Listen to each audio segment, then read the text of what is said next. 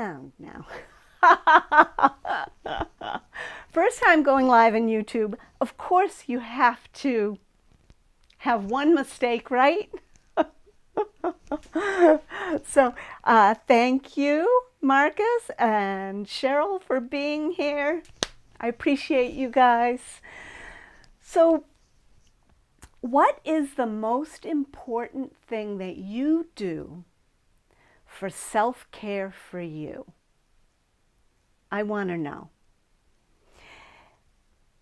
I'm Ellie, and I help people take charge of their wellness so that they can move better with less pain, and they can have joy and freedom of movement in their lives every day. And we're going to today just talk about self-care. So what is self-care? What does that even mean? Self-care is intentional activity or practices that we do to promote our physical, mental, and emotional well-being. We haven't always done self-care in our lives. When we're infants, we're not really doing self-care, although crying might be considered self-care because it's demanding attention, right? And it's getting their needs met, right? But as we get older, we start to recognize that it's up to us to take charge and to do some things to help us feel better and to move better. And so what are some ways? Well, actually, let me go here first. Self-care is going to be different. It's going to be different for every single person. What self-care that's important to you is going to be different to you than it is for somebody else. It might look the same. It might look like you're having your fingernails done and getting a manicure, and that might look the same from one person sitting in a chair next to another person sitting in the chair. But the reason behind that self-care may be different.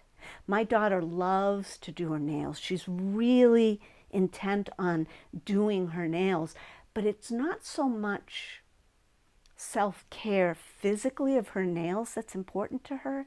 It's the mental health and well-being that's important to her. She has able to be creative. She's able to focus on something that she loves, and she's made connections with other people all around the world who are following a particular YouTuber that she likes.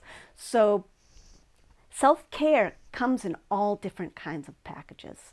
So another thing about self-care, so I'll tell you a story. When I was in my early 20s, way long ago, I walked every day. I walked to work and back. It was at least a 40-minute walk, and I walked fast and purposeful, and I did that every single day. But I didn't do it for my physical well-being. That wasn't even in my mindset. I didn't even think like, oh, I need to walk for exercise. That wasn't even the reason I did that. The reason I did that self-care or that walking every single day was so that I didn't have to wait for a bus. I didn't have to wait for a subway. I didn't have to crowd onto the subway and find a seat. I didn't like all that stuff. It wasn't good for my mental well-being and emotional well-being. So I walked instead. But because I walked so much, I wasn't taking particular care of another part of my well-being, my physical well-being, and I walked until my shoes were shot. They were broken down, and I kept using those shoes, and eventually my feet broke down. And no lie, I was walking like this. I could hardly walk. I had to take the bus. I had to take the subway, and I had to up my game. So we're going to talk a little bit about that, whether you can up your or upgrade your self-care so that you can get better. Let me take a look and see who else is here and what's going on. You should do things, Marcus. How do you start? We're going to get to that. So anyway, so first, let me talk about why self-care is important. And again, thinking about me and my story and my needs for self-care, when I've had really bad pain issues, which I've had, when I've had, I guess that's mainly the biggest thing for me was pain. Pain kept me from moving. It kept me from feeling happy. I was discouraged. I got depressed. And I had no tolerance for people, and especially those little kids of mine.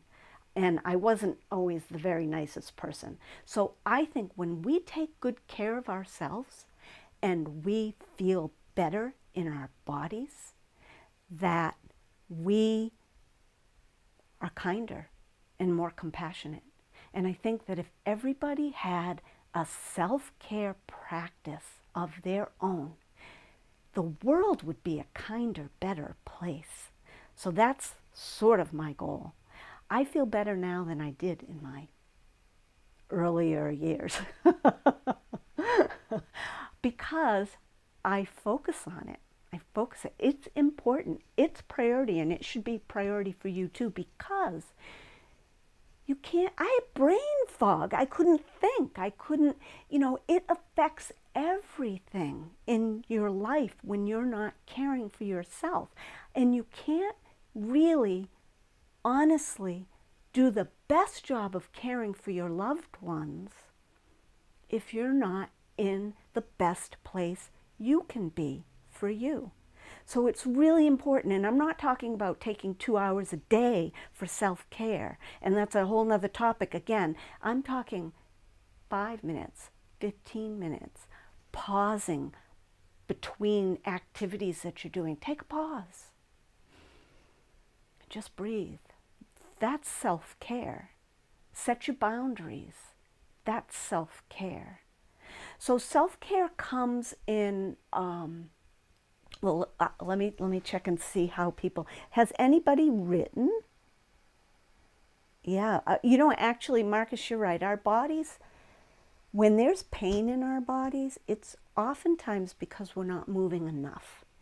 But our impulse is to tighten up, close down, curl up. That's our instinct as a protective maneuver. Because if you had a threat coming at you, you're protective. You would protect yourself by tightening and closing up. And so our brains kind of get confused. They might think that that pain is a threat and you should tighten up. But actually, that makes it worse. Tightening up makes pain worse. Being inactive makes pain worse. If you're sitting, for instance, on sitting all day long, that will increase your pain more likely than decreasing it. So if you have pain, it's a matter of moving. But you don't want to move so much and go right into a really intense workout or something if you have pain, because you might not be ready for that. So I just recently did a squatting challenge to do squats, right? And I couldn't do a squat all the way down to the floor. And so, but the first step of doing that was hip mobility. So the very first step was lying down on your back and getting better mobility in your hip, even before you try doing a squat. And you know what? It really worked. So we're going to talk about that, taking those small steps and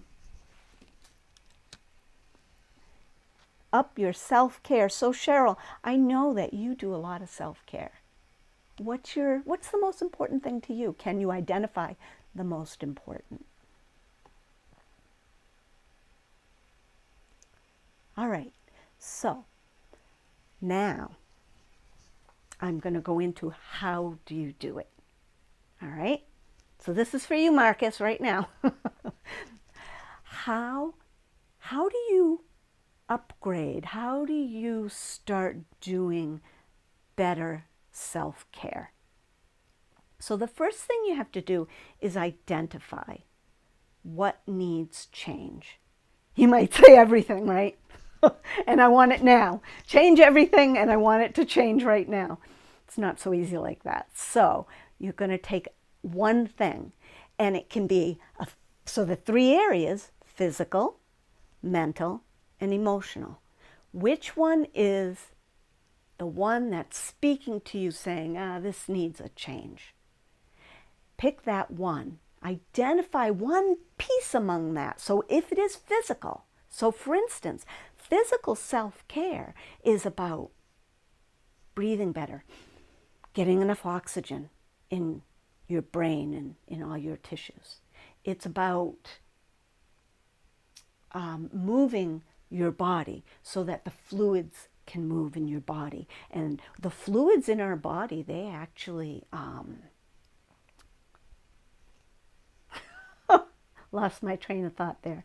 The fluids in our body remove cellular metabolic waste products.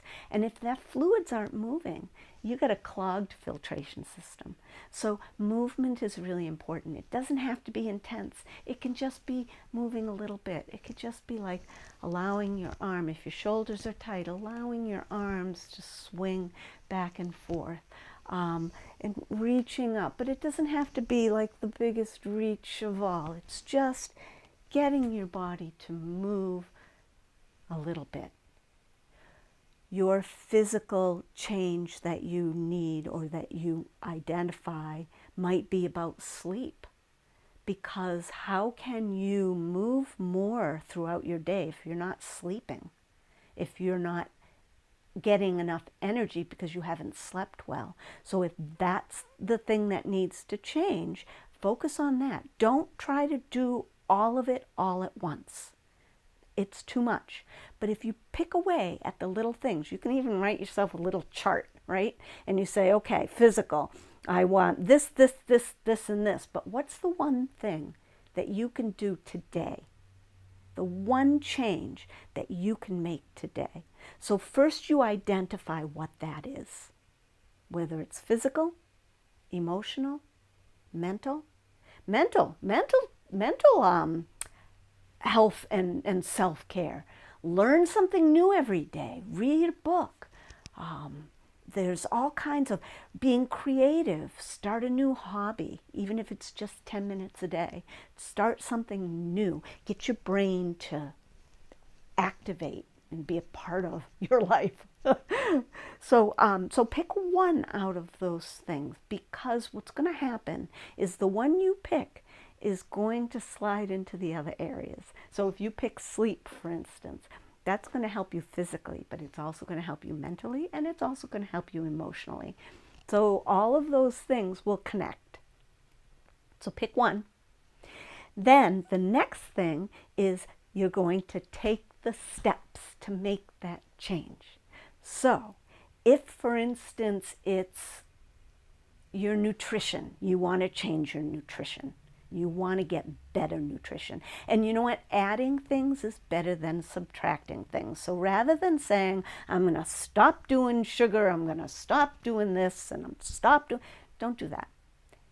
Add the good things in. Say, pick 5 vegetables. I want to add 5 servings of vegetables to my daily diet.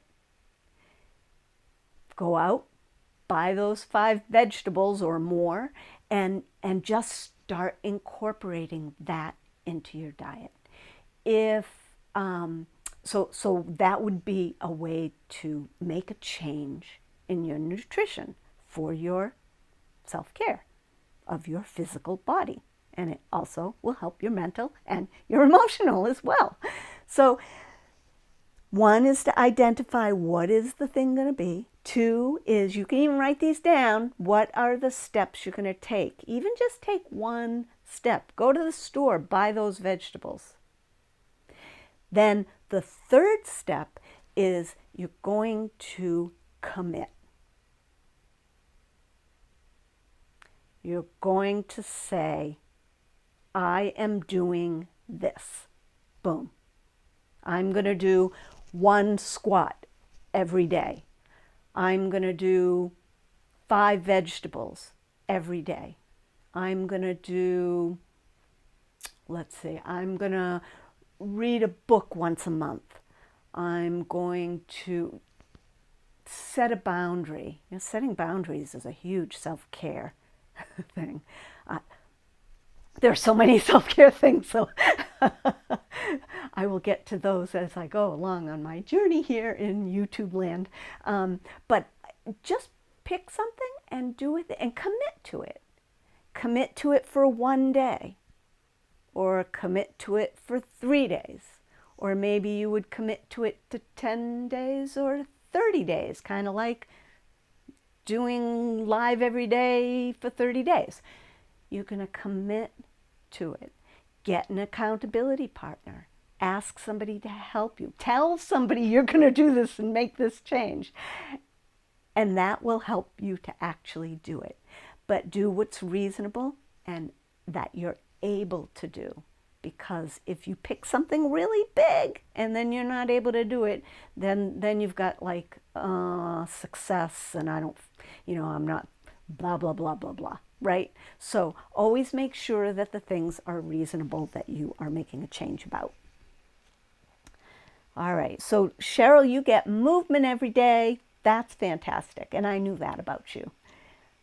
Physical for you, Marcus. So sleep didn't work out so good.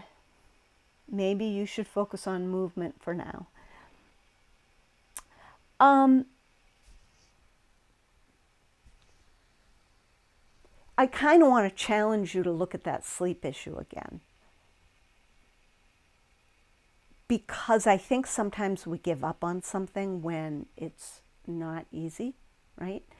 And the sleep issue, you may have just chosen the wrong first step.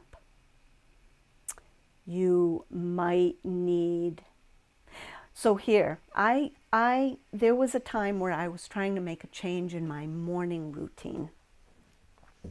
But to make a change in my morning routine, I actually had to make the change in my evening routine. Does that make sense? Because if I wanted to feel energized enough to do something different in the morning than what I was doing, which was lying on the couch, I needed to sleep better. To sleep better meant I needed to change so backtrack. I needed to change my evening routine. And so maybe you do something where you do a breathing practice for 10 minutes before you go to bed. Maybe picking an exact time that you're going to go to bed every night would be your thing that you thought would be the best thing to do, but maybe that's not the best thing for you. That might be somebody else's best thing to do.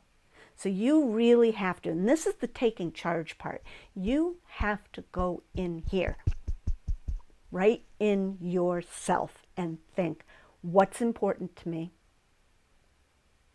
How important is it? What are the consequences if I don't do it? If you don't get sleep, right? And then what's reasonable? What can you do? Can you just increase your sleep by a half hour? Can you, so there are little things that you can do. And so I will go back to movement though, because you mentioned moving more. If you move more, you'll sleep better. So I don't know your exact issue with the sleep. We can talk later if you'd like. But moving more and moving better in your body is going to help you have a better sleep. So I know you walk, that's great, but you can also do some getting on the floor and doing some mindful, small movements in your whole body that will help with the sleep stuff, perhaps. So do what's reasonable, do what makes sense to you, and don't back down from a challenge. Baby steps. Yes, Cheryl. Yes, Marcus. And yeah, so you know what? The sleep psychologist had good tips. You started doing it and then you stopped doing it. So if you think about why you stopped, what was the obstacle? And you could try it again. You have the tools now. And maybe figure out a way around whatever the obstacle was. It's all connected, you're right. It is all connected. So I want to reiterate how important it is to take charge of your wellness. And that's through self-care. No one else, hear me, no one else is going to take care of you the way you can take care of you. No one else knows what's going on in there. Doctors they're great. They have a lot of insights. They have a lot of knowledge, but they don't know your inner wise one. There's an inner wise one that knows exactly what you need. And making sure that you listen to that inner wise one. Because once you start listening, the messages will be a little bit louder. I'll leave you with that. And I thank you so much for being here. It was great to have you here. And if you're interested in more information and ideas and thoughts about self-care, subscribe to my channel, ring the little bell for notifications. I will be back on Tuesday next week at 3:30 p.m. Eastern Standard Time. And remember, it's your body. It's your wellness. Take charge.